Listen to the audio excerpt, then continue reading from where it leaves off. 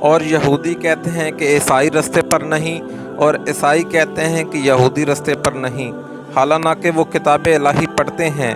اس طرح بالکل انہی کی سی بات ہے، وہ لوگ کہتے ہیں جو کچھ نہیں جانتے، یعنی مشرک۔ تو جس بات میں یہ لوگ اختلاف کرتے ہیں، اللہ قیامت کے دن ان سے فیصلہ کر دے گا۔ اور اس سے بڑھ کر ظالم کون، جو اللہ کی مسجد میں اللہ کے نام کا ذکر کے جانے کو منع کرتے ہیں اور ان کی ویرانی کے لیے کوشش کرتے ہیں۔ ان لوگوں کو کچھ حاصل نہ ہوگا کہ ان کی مسجد میں داخل ہو، مگر ڈرتے ہوئے۔ ان کے لیے دنیا میں رسوائی ہے اور آخرت میں بڑا عذاب ہے۔ اور مشرق اور مغرب سب اللہ ہی کا ہے، تو جدھر بھی رخ کر ادھر ہی اللہ کی ذات ہے۔ بے شک اللہ صاحب وسعت ہے، باخبر ہے۔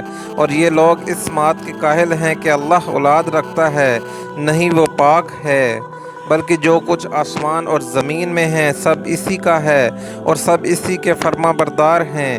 وہی آسمانوں اور زمین کو پیدا کرنے والا ہے، اور جب کوئی کام کرنا چاہتا ہے تو اس کو ارشاد فرما دیتا ہے کہ ہو جا، تو وہ ہو